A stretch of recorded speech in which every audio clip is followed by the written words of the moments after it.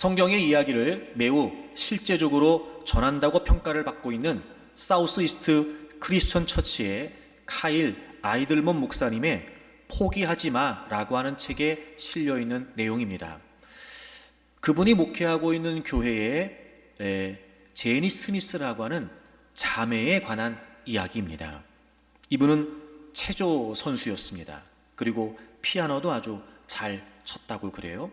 그런데 1989년에 덤블링을 하다가 미끄러지면서 척수를 다치는 큰 부상을 당하게 됩니다. 그래서 사지가 마비가 돼요.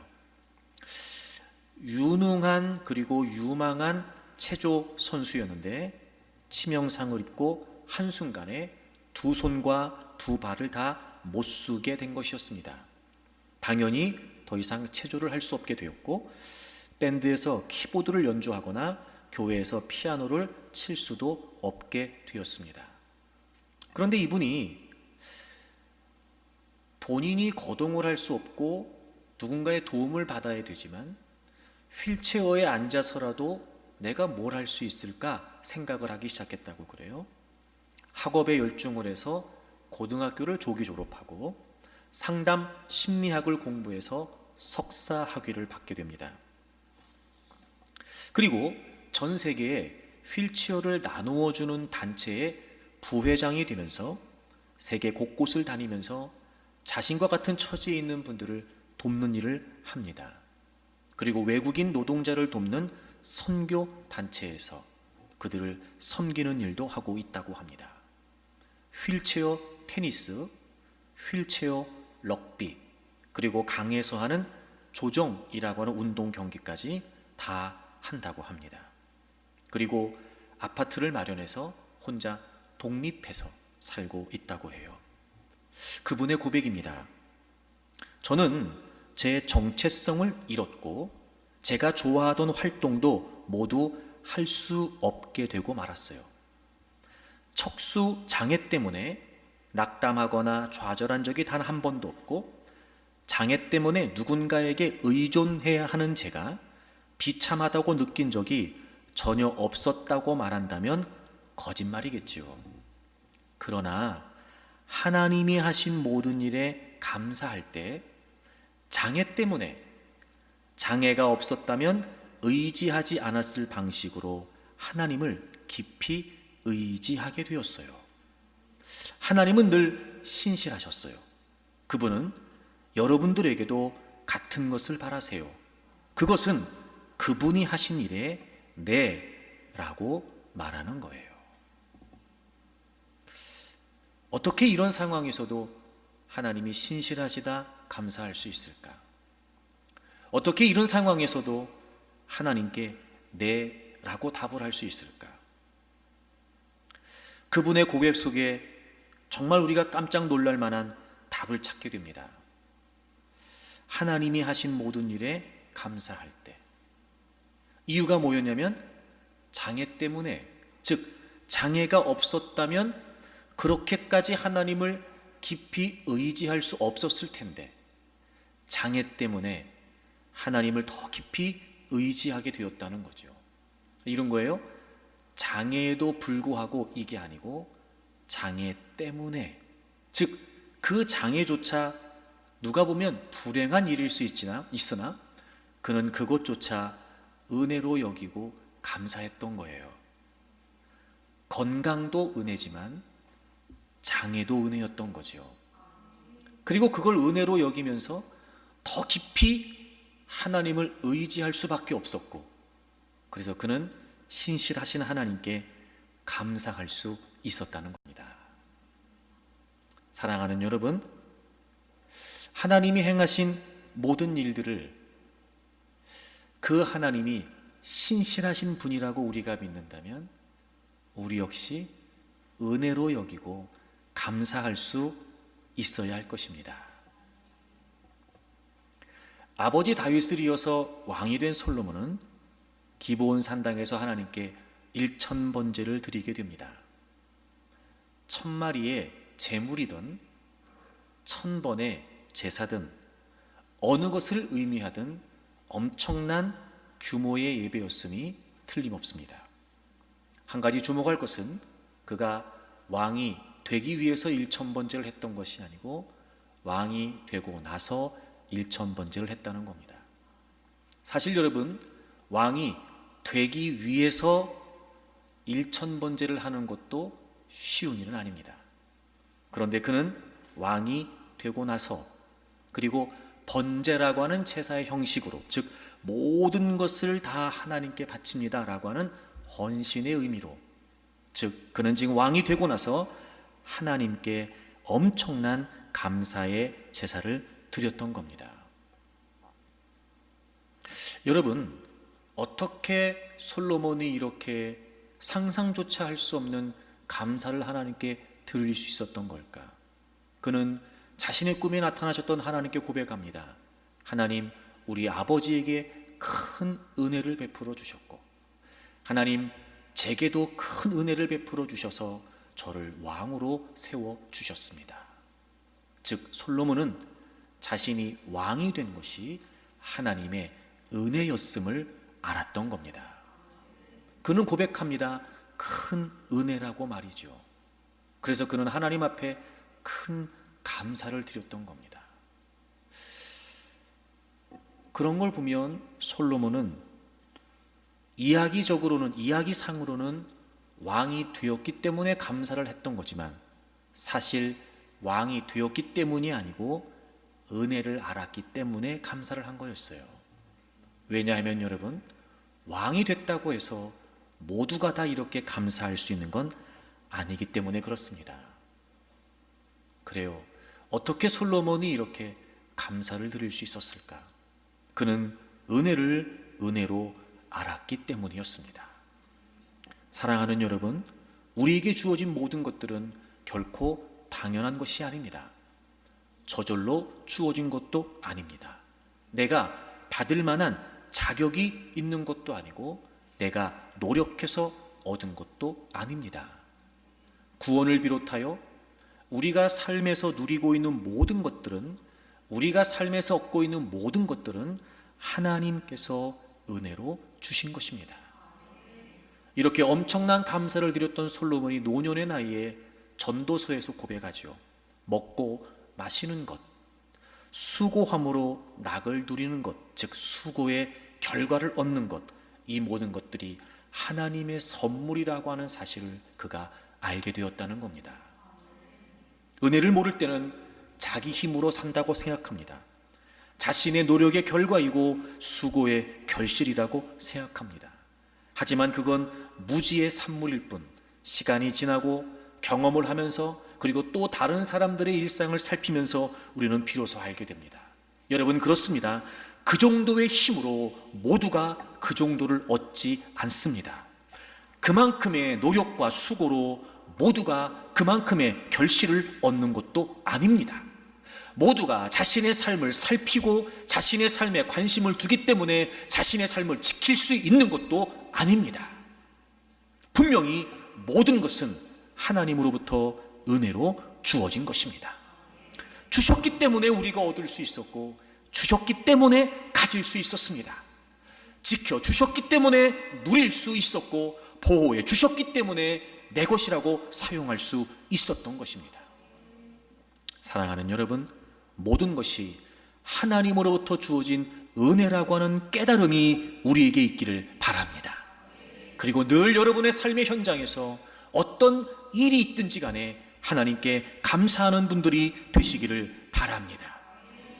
은혜로 알아야 감사할 수 있고, 은혜를 은혜로 아는 만큼 드릴 수 있는 것입니다.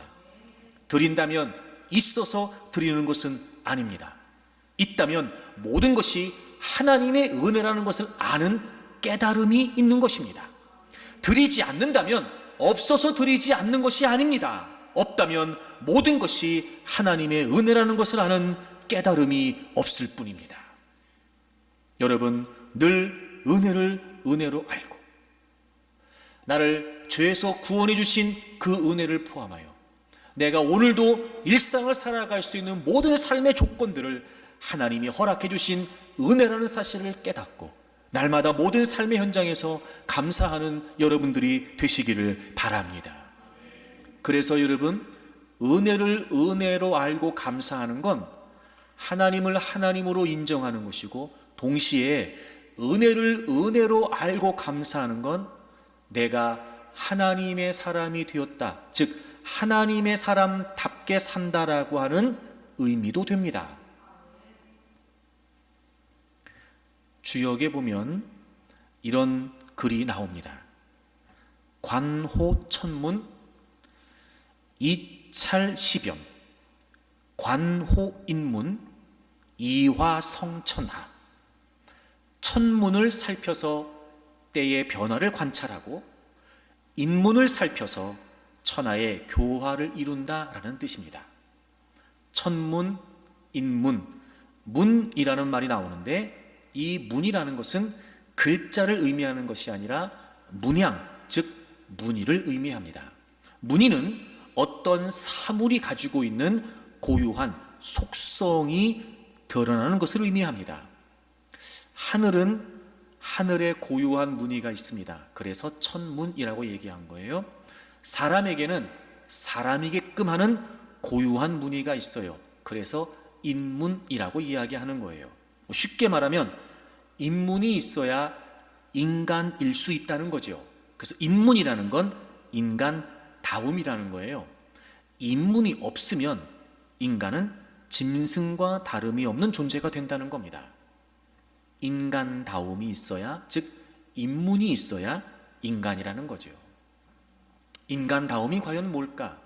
주역에서는 이렇게 설명을 합니다. 인간 나름대로의 고유의 무늬가 있다.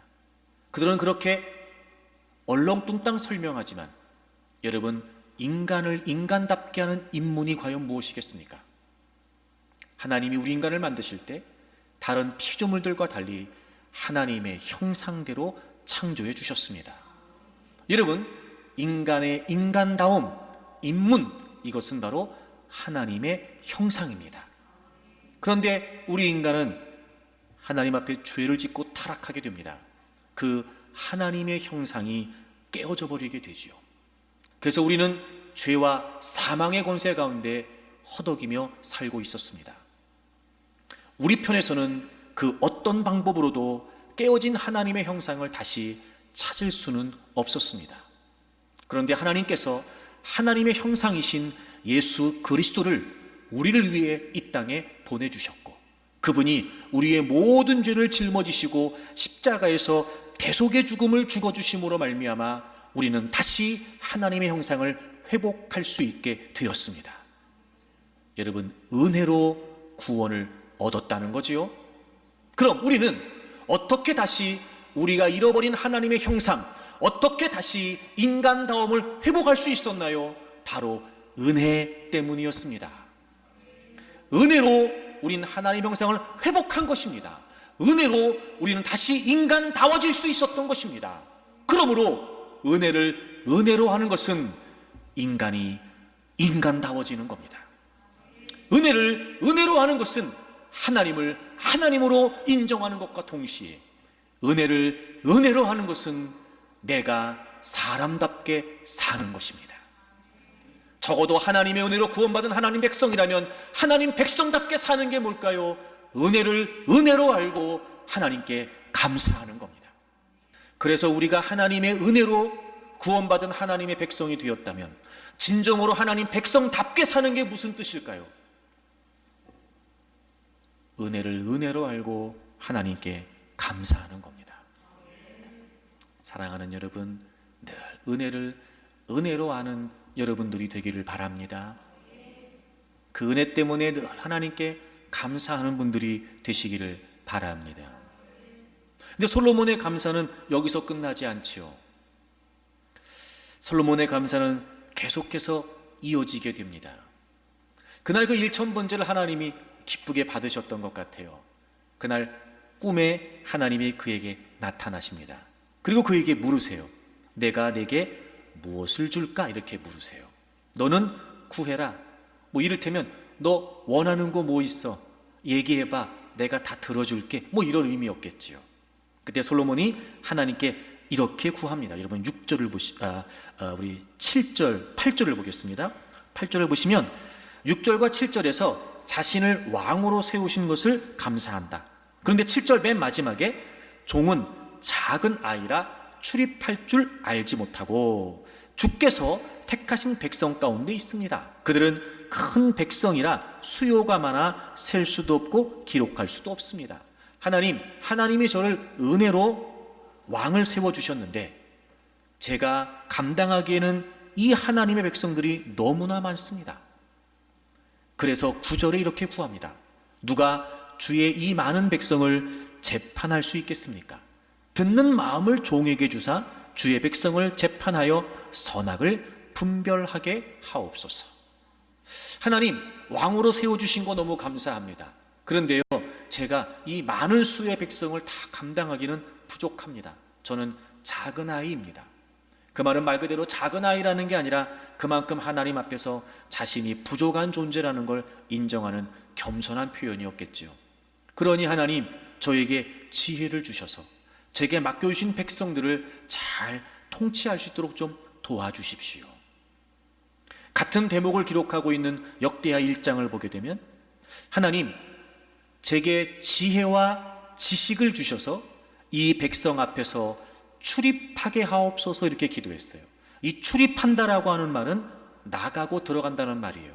다시 말하면 공적인 업무 수행을 의미하는 표현입니다. 하나님, 제가 왕으로서 이 백성들을 통치하는 통치를 원활하게 수행할 수 있도록 하나님 제게 지혜와 지식을 좀 주십시오 라고 하나님께 구했던 겁니다. 그랬더니 하나님께서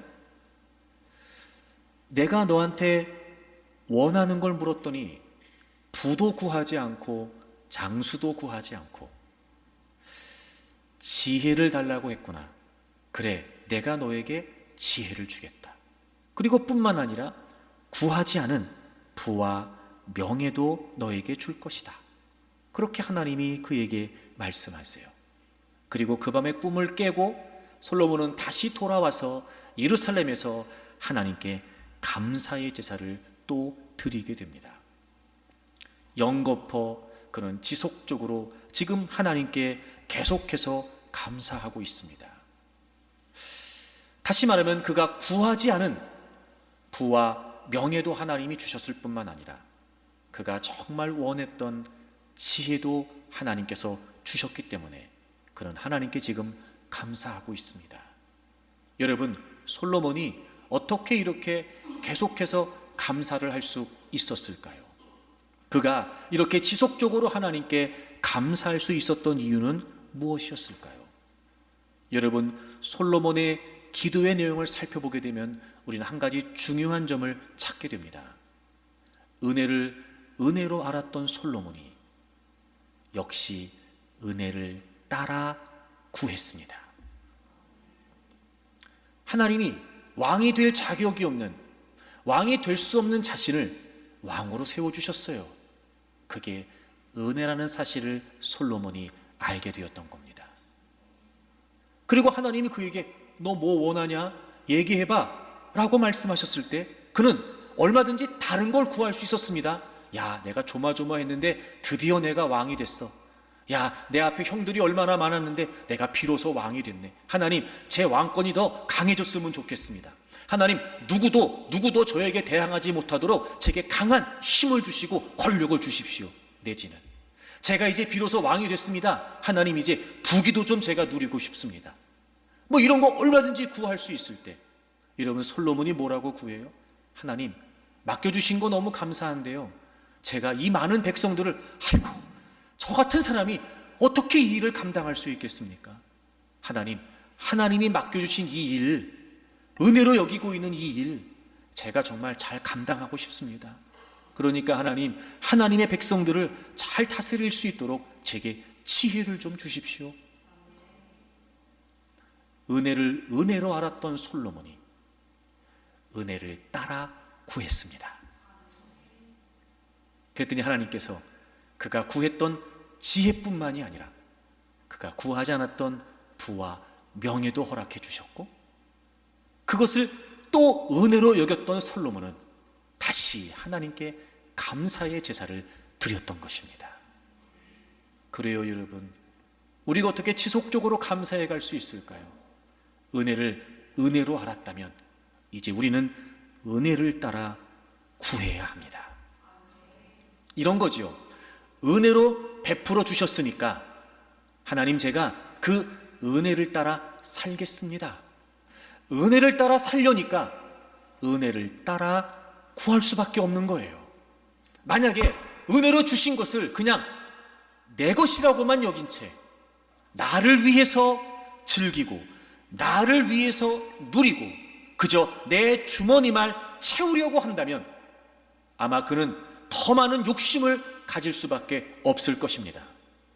하지만 솔로몬은 그렇지 않았어요.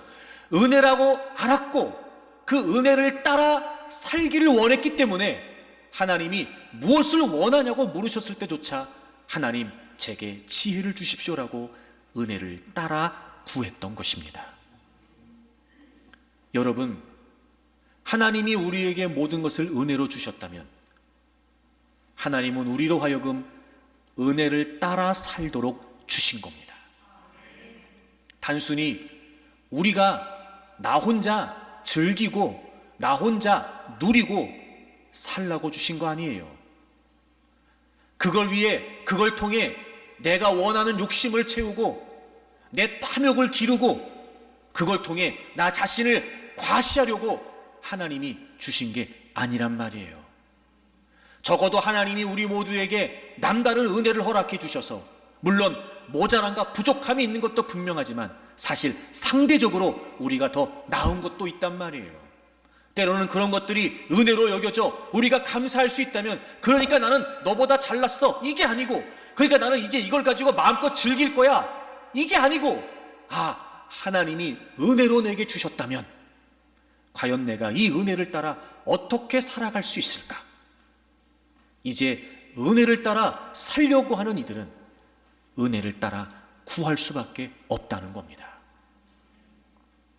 여러분, 이제 우리는요, 우리에게 주어진 모든 것들이 하나님의 은혜라는 사실을 안다면 마땅히 우리는 은혜를 따라 살아야 되는 자들이고, 은혜를 따라 살려면 어떻게 은혜를 따라 살아야 되는지 은혜를 따라 구하는 자들이 되어야 할 것입니다. 저는 여러분들이 하나님의 은혜를 깨달을 때마다 감사할 수 있기를 바랍니다. 그리고 그 은혜를 따라 구하는 현명한 분들이 되기를 바랍니다. 그리고 은혜를 따라 살기 위해 힘쓰는 과정에 하나님이 여러분 모두에게 늘 은혜를 베풀어 주셔서 그 은혜로 말미암아 여러분의 삶에 감사가 지속될 수 있기를 바랍니다. 특별히 여러분, 오늘 이 본문에서 한 가지 부러운 대목이 저는 있었어요. 오늘 본문 10절을 보시면 솔로몬이 이것을 구하매 그 말씀이 주의 마음에 든지라 이렇게 되어 있어요. 주의 마음에 든지라. 이 말이 무슨 말이에요? 그 솔로몬의 간구를 들으시고 하나님이 기뻐하셨다는 거예요. 너무 하나님의 마음에 흡족하셨던 거예요. 하나님께서 솔로몬의 기도를 인정하고 받아주셨다는 거예요. 여러분, 이유가 뭐였을까요? 지금 솔로몬이 지혜를 구했던 그 기도는 하나님의 뜻에 부합된 기도였던 거예요. 예를 들면 이런 거지요. 하나님이 은혜로 솔로몬을 왕으로 세워주셨어요. 그걸 솔로몬이 은혜로 안다고 고백을 했어요. 그럼 이제 당연히 이런 거예요. 하나님이 왜 나를 왕으로 세우셨을까? 하나님이 나를 왕으로 세우신 이유가 무엇일까? 여러분, 하나님이 원하시는 게 뭐겠어요?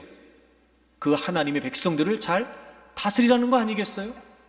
근데 그 하나님의 뜻에 너무도 부합된 기도를 하고 있잖아요. 야, 내가 저렇게 줬더니, 내가 저렇게 세워줬더니 어쩜 저렇게 내 마음을 잘 알고, 야, 어쩜 저렇게 내 의도를 파악해서 은혜를 따라 구할 수가 있지? 하나님 맡기신 백성들 제가 잘 통치할 수 있도록 제게 지혜를 좀 주십시오. 그 솔로몬의 기도가 하나님 마음에 딱 맞았던 겁니다. 딱 맞았던 겁니다. 그리고 하나님이 너무 마음에 흡족해 하셨어요. 그리고 사실 하나님이 또 다른 축복도 주신 거잖아요. 그가 구했던 지혜만 주셨던 게 아니라 구하지 않았던 부귀와 영화도 주신 거예요. 여러분, 은혜를 따라 구한다는 게 뭘겠어요?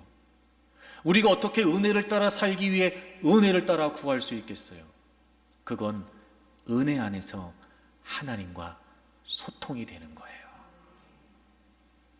근데 우리는 하나님이 베푸신 은혜 속에서 하나님의 의도를 찾아 하나님과 소통하려고 하지 않고 그저 우리는 내 입속만 채우려고 하고 그저 내가 원하는 것들만 얻으면 그만이고 우리는 은혜라고 하는 미명하에 지나치리만큼 자기중심적으로 살고 있는 겁니다. 그러니 하나님은 우리에게 은혜를 베풀어 주셔서 그 은혜 속에 어떤 뜻을 담으시고 그 은혜 속에 어떤 의도를 담으셨는데 우린 그냥 나만 중요하니까 내가 이만큼 있어, 내가 이 정도 됐어, 이게 전부니까 그 은혜를 통해 하나님과 소통이 되지 않는 거예요. 여러분, 은혜를 따라 구할 수가 없지요. 더더군다나 은혜를 따라 살지도 못해요. 그건 감사가 아니에요, 여러분. 진정한 감사는 은혜를 은혜로 아는 것이고 정말 하나님이 기뻐하시는 감사는 은혜를 따라 살기 위해 은혜를 따라 구하는 겁니다. 하나님 마음에 맞았대잖아요, 여러분.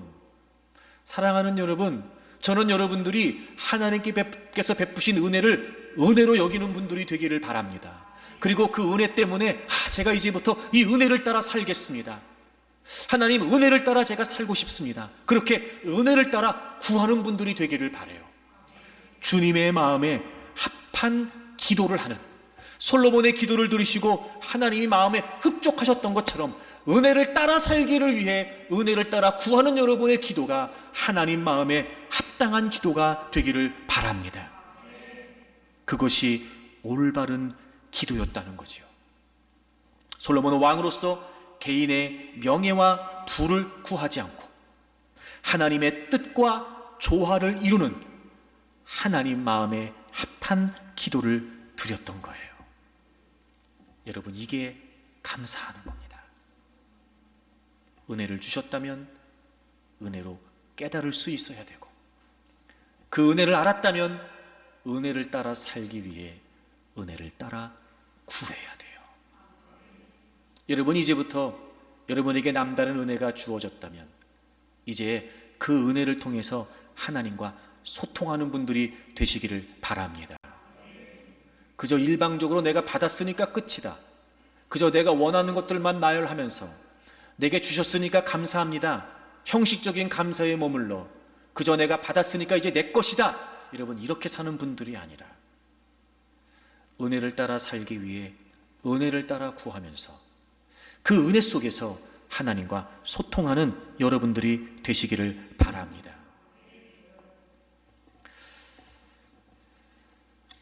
미국의 유명한 단편 소설가 중에 오 헨리가 있습니다. 10년 남짓한 활동 기간 동안 300여 편의 단편 소설을 남겼다고 그래요. 우리에게는 그 마지막 잎새라고 하는 소설로 아주 익숙한 작가이기도 하죠. 이 오 헨리의 단편 소설 중에 강도와 신경통이라고 하는 소설이 있더라고요. 내용을 살펴보니까 이런 거예요. 어느 날 강도가 한 집에 침입을 해서 이제 그 집에 있는 물건을 도둑질하려고 했던 거지요. 그 집주인을 향해서 뭐 이렇게 들어가면 그런 거잖아요. 위협하면서 뭐 손들어 뭐 이런 거 하잖아요. 손들어 막 이런 거 하잖아요. 그래서 이제 들어가면서 그렇게 했는데 이 집주인이 손을 드는데 한 손밖에 못 드는 거예요. 그래서 이 강도가 금방이라도 어떤 조치를 취할 것처럼 두 손 다 들라고 윽박을 지르기 시작을 해요. 근데 이 집주인이 손을 제대로 들지 못하면서 이 강도에게 뭐라고 이야기하냐면 사실은 제가 신경통이 있어서 이 팔은 올라가지가 않습니다. 이렇게 얘기를 하는 거예요. 알고 봤더니 이 강도가 지금 도둑질하는 이유가 자기도 신경통 때문에 그 치료비를 마련하느라 강도짓을 하고 있었던 거예요. 에이씨, 나도 신경통 때문에 이 짓을 하고 있는데, 그러더니 둘이 신경통이 화제가 돼서 대화를 시작하는 거예요. 이를테면 언제부터 그렇게 아팠냐는 등, 증상은 어떠냐는 등, 어떻게 치료받고 있냐는 등, 나아지고 있냐는 등, 무슨 약을 먹는다는 등 이러면서 말이죠. 그리고 밤이 새도록 신경통 얘기만 한 겁니다.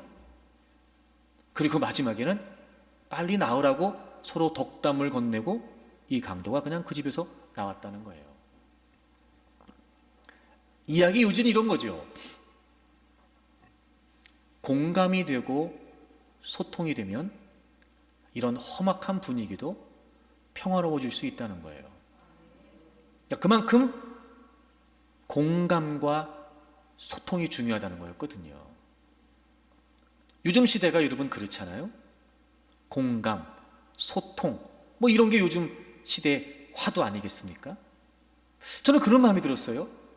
이렇게까지 공감과 소통을 중요히 여기는 시대에 살고 있는데 왜 우리는 하나님의 은혜를 공감하지 못하고, 즉 그 은혜를 주신 하나님의 뜻을 공유하면서 공감하지 못한 채 왜 그 은혜 안에서 하나님의 뜻을 통해 소통하지 못하는 걸까?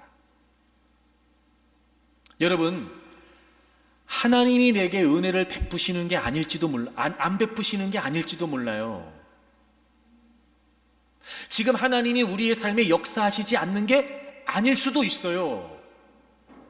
늘 우린 그것 때문에 원망하고 불평하고 아쉽다고 말할지 모르지만 사실은 이미 하나님이 우리에게 베푸신 그 은혜 속에 하나님과 공감도 없고 공감이 없으니까 소통도 없는 거죠. 그러면서 우리는 늘 불평하면서 사는 거예요. 여러분, 이번 한 주 동안 한번 은혜 안에서 하나님과 공감하고 소통하기 위해서 힘써 한번 보세요. 분명히 그 은혜 속에서 우리가 놓치고 있었던 게 있었을 거예요. 하나님은 그 은혜를 베푸셔서 은혜를 따라 살도록 우리에게 허락해 주셨는데 우린 은혜를 따라 구하지 않으면서 공감도 소통도 없는 거예요. 그리고는 맨날 마치 하나님의 은혜가 부족하다는 듯이, 혹은 하나님의 은혜가 없어 내가 지금 이렇게 살고 있다는 듯이 모든 원인과 이유를 하나님께 전가하면서 말입니다. 불평하고 원망하는 거예요. 여러분, 이번 주에 이 말씀을 기억하면서 한번 여러분의 삶을 다른 각도에서 생각해 보세요. 내가 하나님이 베푸신 은혜 속에 하나님의 뜻을 공감하고 소통하기 위해 은혜를 따라 구하고 있는가? 그렇지 않은가? 사랑하는 여러분, 솔로몬이 그랬던 것처럼 하나님이 베푸신 은혜 속에서 저는 여러분이 은혜로 살기 위해 은혜를 따라 구하기를 바랍니다. 그리고 그 은혜 속에서 하나님과 공감하고 그리고 하나님과 소통해 보세요. 분명히 내가 하나님이 주신 그 은혜 속에서 얼마든지 우리가 살아갈 수 있는 은혜의 이유를 찾아낼 수 있을 것입니다. 그리고 하나님은 은혜를 따라 살기 위해 은혜를 따라 구하는 자들에게 그들이 그 은혜 속에서 살아갈 수 있도록 또 필요한 은혜들을 베풀어 주시는 분이세요. 그렇게 지속적인 하나님의 은혜를 통해 우리는 얼마든지 계속해서 하나님께 감사할 수 있을 것입니다. 그런 걸 보면 솔로몬은 그 은혜 속에서 하나님과 소통하고 공감하면서 비로소 자신의 사명을 찾았던 거죠. 은혜를 따라 구한다는 건, 그래서 은혜를 따라 살아 감사한다는 건 은혜를 통해 하나님과 소통하는 것이고, 그래서 그 은혜 속에서 자신의 사명을 찾는 거예요. 여러분, 우리가 왜 은혜를 은혜로 여기지 못하는가 봤더니 은혜 속에서 하나님과 공감과 소통이 없고, 그래서 결과적으로 그 은혜를 통해서 내가 뭘 해야 되는지 사명을 찾지 못하는 거예요. 그러니 아무리 하나님으로부터 주어지는 은혜가 있어도 점점 삶은 무기력해지게 되고, 은혜 안에 사명을 찾지 못하니까, 즉 삶의 의미를 잃어버리니까 진정한 삶의 의미를 놓친 채 엉뚱한 곳에만 삶의 의미를 두면서 늘 허무하고 허황된 인생을 살게 되죠. 분명히 하나님은 은혜를 통해 우리가 은혜를 따라 살 수 있게 해줬음에도 불구하고 은혜를 통해 소통이 되지 않으니까 진정한 사명을 발견하지 못한 채 허황된 곳에 만족도 없고 기쁨도 없고 감사도 없는 그런 맥없고 힘없는 인생을 살아가게 된다는 거예요. 하지만 솔로몬은 달랐습니다. 그는 은혜를 은혜로 알았고 그 은혜 가운데 하나님과 소통이 됐던 거예요. 그리고 그는 그 은혜 속에서 하나님이 자신에게 원하시는 뜻이, 자신의 인생을 향하신 사명이 무엇인지를 그는 깨달았던 겁니다. 그리고 은혜를 따라 살기 위해 그는 은혜를 따라 구했던 거죠. 여러분, 은혜를 통해 하나님과 소통하면서 저는 여러분들이 그 은혜 안에서 여러분을 향하신 하나님의 사명을 발견할 수 있기를 바랍니다. 그것이 여러분의 삶의 진정한 의미가 될 것입니다. 2001년에 미국에서 개봉한 프린세스 다이어리라고 하는 영화가 있습니다. 아주 유명한 앤 해서웨이라고 하는 배우가 주연을 했던 영화였습니다. 샌프란시스코에서 미술가인 어머니와 단 둘이 살고 있는 고등학교 여학생 15살의 미아라고 하는 아이가 주인공입니다. 볼품없는 뿔테 안경을 쓰고 머리는 빛도 잘 들어가지 않는 아주 그 부스스한 곱슬 머리였습니다. 영리하기는 한데 늘 자신감이 없었고 수줍음이 많은 아이였어요. 친구들에게는 따돌림을 받기도 했습니다. 그런데 그러던 어느 날 이 미아에게 할머니가 찾아오게 됩니다. 근데 알고 봤더니 그 할머니는 유럽의 제노비아라고 하는 나라의 여왕이었던 거예요. 그러면서 이 미아가 제노비아의 공주라는 겁니다. 뜬금없이 나타나서 말이죠.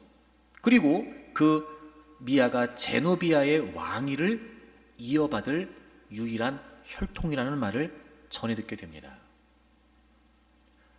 이렇게 갑작스럽게 불쑥 튀어나온 자신의 원래 신분을 미아는 도무지 받아들일 수가 없었습니다. 물론 그녀가 지금까지 누리고 있었던 자유, 평범했던 일상, 이 모든 것들을 포기해야 되는 이유도 있었지만 무엇보다 그는 자신이 공주라고 하는 이 신분을 받아들일 수가 없었던 거예요. 그렇게 계속해서 거부하면서 자신이 공주라고 하는 사실을 받아들이지 않으려고 했던 미아에게 그의 어머니는 공주임을 밝힐 예정인 독립기념일까지 공주 수업을 받은 후에 결정을 하자고 제안을 하게 됩니다. 그리고 공주 수업이 시작됩니다. 안경 대신에 컨택트 렌즈를 쓰게 되고 아주 부스스한 곱슬머리를 아주 부드럽고 세련된 머리 모양으로 바꾸게 됩니다. 촌티나는 눈썹을 다듬으면서 먼저 외모부터 확 바꾸게 되죠. 뿐만 아니라 식사 예절, 대화법, 또 사람들을 만났을 때는 어떻게 해야 되는지 기본적인 예법들, 또 공주가 읽어야 되는 책들도 읽기 시작합니다.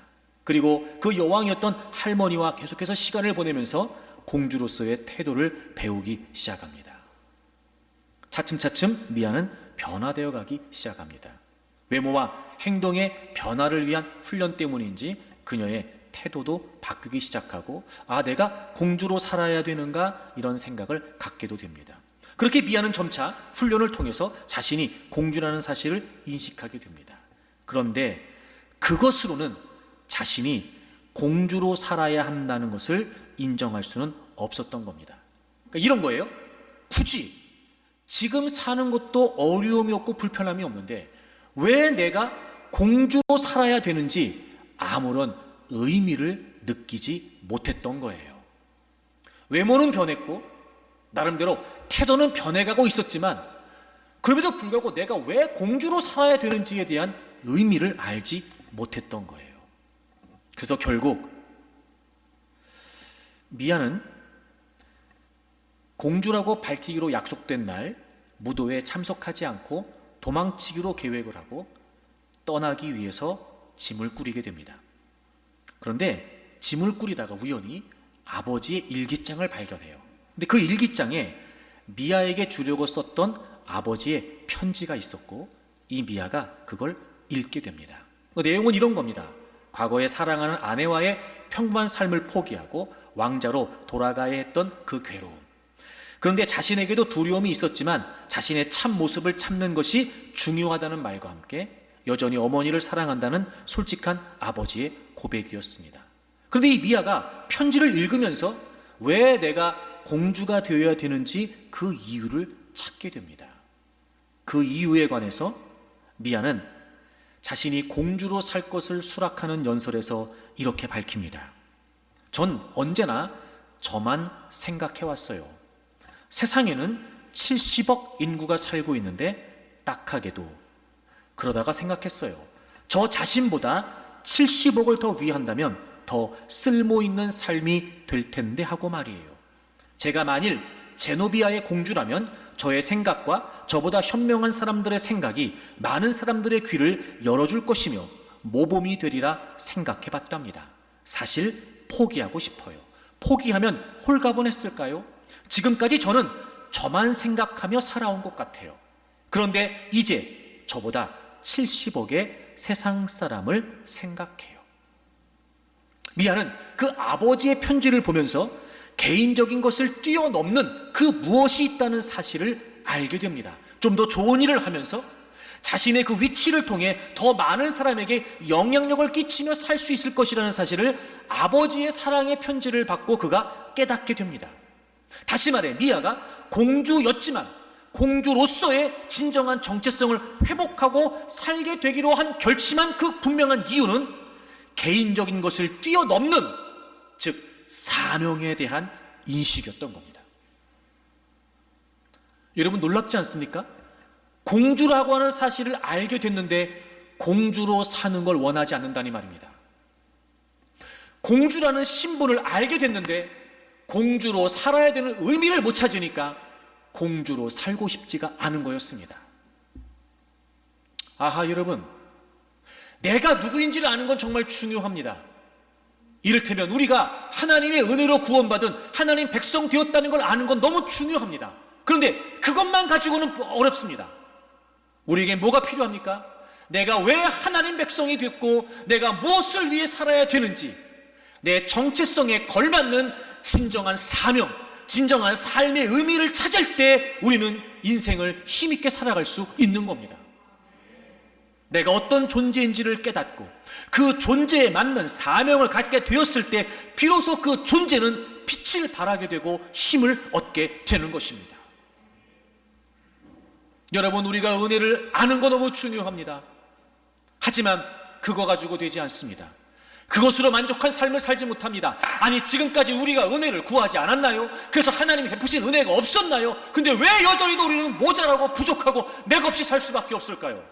은혜 안에서 하나님과 소통을 하여 은혜를 따라 살아야 될 만한 진정한 삶의 의미를 찾지 못하는 겁니다. 여러분, 지금까지 은혜만을 구했다면 분명히 하나님은 우리에게 은혜를 주셨을 테고 이제부터 그 은혜를 따라 살기 위해 은혜를 따라 구하는 분들이 되십시오. 은혜를 통해 하나님과 소통하세요. 그 은혜 안에서 여러분을 향하신 하나님의 사명을 발견하십시오. 그 진정한 삶의 의미가 있을 때 우리는 비로소 은혜 안에서 빛을 발하며 살아갈 수 있게 되는 겁니다. 그래서 주님께서 제자들을 부르실 때 그냥 부르지 않으셨습니다. 분명한 목적을 제시하셨지요. 내가 너희들을 사람을 낚는 어부가 되게 할 것이다. 그들을 주님이 부르셨어요. 그들의 정체성은 제자였습니다. 하지만 그것만 가지고 부르지 않으셨습니다. 그들에게 분명한 의미를 부여해 주셨습니다. 주님이 십자가에 죽으셨을 때 모든 제자들이 주님을 버리고 도망쳤습니다. 베드로 역시 마찬가지였습니다. 다른 몇몇의 제자들과 함께 디베라 바닷가에서 모든 걸 다 포기한 채 다시 고기를 잡고 있을 때 주님이 그를 찾아오셨습니다. 은혜였습니다. 베드로를 향하신 포기할 수 없는 사랑이었습니다. 근데 주님이 그냥 오셨나요? 아무 얘기도 안 하시고 다시 부르셨나요? 아니죠.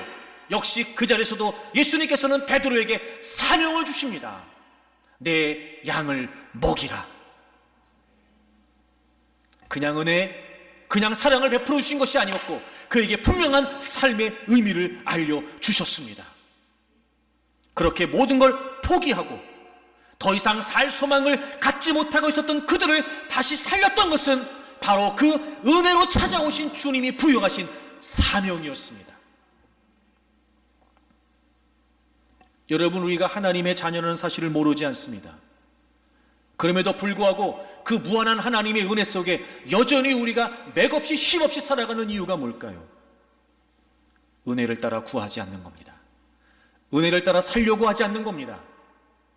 은혜 속에 사명을 찾으려고 하지 않는 겁니다. 그저 우리는 내가 누리고 내가 편안해지고 내가 즐기고 내가 좋아지고 내가 원하는 대로, 여러분, 그런 미명하의 은혜를 구하면서 우리는 은혜 속에서 하나님과 소통하지 않는 것입니다. 그러니 점점 은혜에 대한 소중함을 상실해버리죠. 은혜에 대한 책임감도 잃어버리게 됩니다. 그리고 마치 그 은혜가 당연한 것처럼, 여러분, 한 가지 분명히 말씀드릴 수 있는 것은 은혜를 은혜로 여기지 못하고 당연하다고 여기는 건 하나님 앞에서 교만입니다. 물론 하나님은 우리에게 거저 은혜를 주신 겁니다. 하지만 거저 주신 은혜라 하여 그 은혜가 우리에게 당연하지 않습니다. 왜냐하면 우리는 그 은혜를 받을 자격이 없기 때문에 그렇습니다. 구원을 비롯하여 우리가 일상을 살아갈 수 있는 모든 삶의 은혜 속에 당연한 건 하나도 없습니다. 왜요? 우리가 그런 하나님의 은혜를 받을 자격이 없기 때문에 그렇습니다. 혹시나 내 수고, 내 공로, 내 노력, 내가 이만큼 했으니까, 내가 주님을 위해 이만큼 했으니까 이 정도 하나님이 은혜를 베풀어 주시는 건 당연하지 않느냐? 천만에요, 여러분. 그렇지 않습니다. 내가 그렇게 하나님을 섬기고 내가 그렇게 하나님께 충성하고 내가 그렇게 하나님께 헌신했던 것은 이미도 하나님께서 내게 베푸신 은혜가 너무도 귀하고 감사하니까 그 은혜에 대한 감사로 내가 섬기는 것뿐이지, 내가 이만큼 했으니까 하나님 앞에 이만큼 얻을 자격이 있다 생각하는 건, 그건 은혜를 은혜로 모르는 겁니다. 그러니 당연하다고 생각할수록, 내 공로와 내 수고를 앞세울수록 그 은혜는 소홀해지고 소중해지지 않습니다. 마치 여러분, 익숙함 때문에 소중함을 잃어버리는 것처럼, 갑각 위의 껍질처럼 아주 고착된 그 익숙함이 진정한 은혜를 잃어버리게 하고 진정한 은혜의 감동을 상실하게 하면서 우리는 은혜를 구하지만, 그래서 하나님이 은혜를 베푸시지만 은혜를 은혜로 알지도 못하고 그 은혜 속에서 은혜를 따라 구하면서 은혜를 따라 살려고 하지도 않는 겁니다. 사랑하는 여러분, 은혜를 따라 사십시오. 그게 진정한 감사입니다. 은혜를 따라 구하면서 하나님께 소통하고 사명을 발견하십시오. 그것이 감사하는 것입니다. 혹시나 지금 우리가 하나님의 은혜에 감사하는 마음이 무뎌져 있다면 다시 깨우칠 수 있기를 바랍니다. 그래서 다윗이 얘기하는 거예요. 하나님의 모든 은택을 잊지 말라고 말입니다. 우린 자꾸 기억해야 됩니다. 하나님 앞에서 우린 자꾸 회상해야 됩니다. 하나님 앞에서 내가 어떤 존재였는지, 하나님이 내게 어떤 은혜를 베푸셨는지, 내가 어떤 은혜 속에 살아가고 있는지, 그 모든 은택을 잊지 않도록 끊임없이 우리는 기억해야 됩니다. 무엇보다 우리를 모든 죄와 사망의 권세에서 건져내 주신 바로 그 하나님의 은혜를 우린 늘 기억해야 됩니다. 놓치게 되면 은혜를 잃어버리게 됩니다. 은혜의 소중함을 잃어버리게 되죠. 은혜의 감동이 사그라들게 됩니다. 그리고 우리는 은혜를 입은 사람답게 살지 못하게 됩니다. 그러니 여러분, 정말 하나님께 감사하기를 원한다면, 모든 것이 하나님 베푸신 은혜라고 하는 인식이 우리 모두에게 있다면, 이제부터 우리는 그 은혜를 늘 기억하면서 은혜를 따라 구하는 사람들이 되어야 될 것입니다. 모 방송사의 어떤 한 프로그램에서 소개가 되었던 내용입니다. 2020년 7월 미국에서 있었던 이야기입니다. 사이엔이라고 하는 동네에 사는 6살짜리 소년인 브리저 워커라고 하는 아이가 4살 여동생과 함께 친구 집에 놀러 가게 됩니다. 뒷마당에서 함께 놀고 있었는데 바로 그때 주인 없이 목줄이 풀려있던 저먼 세퍼트라고 하는 맹견이 여동생에게 달려들게 됩니다.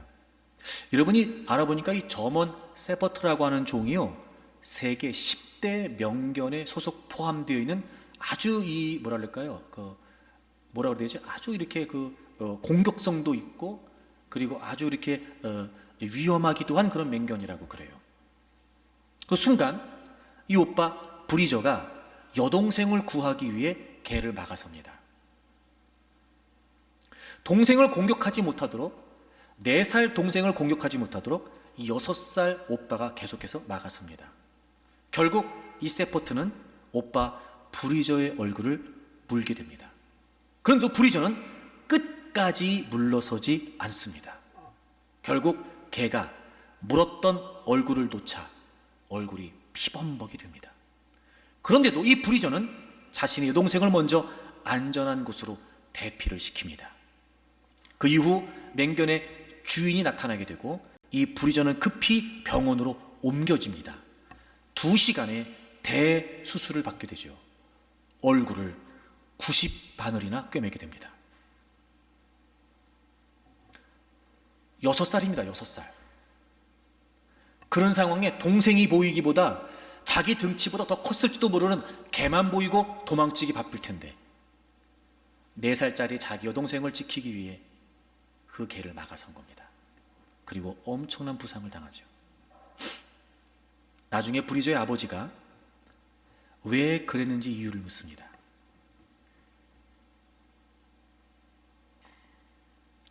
브리저의 대답입니다. 여동생과 저 둘 중 누군가 죽어야 한다면 그건 나여야 된다고 생각했어요.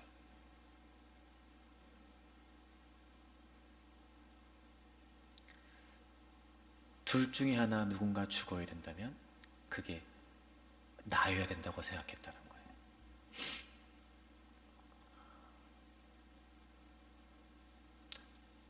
주님이 이런 마음이 아니셨을까? 주님과 나 둘 중에 하나가 죽어야 된다면 주님이 죽으려고 하신 거예요. 주님이 죽으셔야 된다고 생각하셨던 거예요. 평소 여동생을 끔찍히 아끼고 사랑했던 이 브리저는 동생 대신 자기가 죽겠다고 생각했던 거죠. 이런 마음이 들었어요. 그 브리저가 90바늘이나 얼굴을 꿰맸어요. 물론 그 흉터를 지금 계속 치료하고 있다고 하더라고요. 여동생이 오빠의 얼굴을 볼 때마다 무슨 생각날까요? 그날이 생각날 거예요. 자기 대신 죽으려고 그 맹견 앞에 나섰던 오빠, 개에게 물렸던 흉터, 누가 보기에는 끔찍한 상처일 수 있을지 모르지만 이 브리저의 여동생에게는 그건 사랑의 흔적이었던 거죠.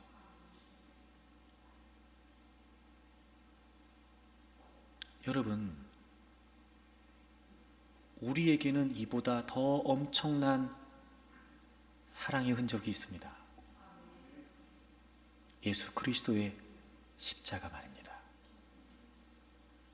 그분은 우리를 위해 죽기로 하시고 하늘의 모든 보좌를 버리시고 이 땅에 오신 분이십니다. 90바늘을 깨맨 정도가 아니라 그분은 우리를 위해 목숨을 내어주셨고 우리를 위해 모든 것을 포기하셨습니다. 그리고 우리를 살려주셨습니다. 우리가 왜 하나님의 은혜를 자꾸 잃어버릴까요? 왜 은혜를 따라 살려는 생각이 안 드는 걸까요?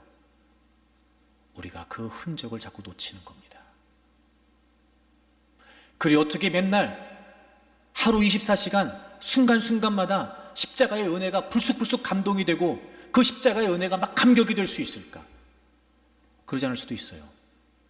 하지만 그럼에도 불구하고 우린 그 사랑의 흔적을 잊으면 안 돼요.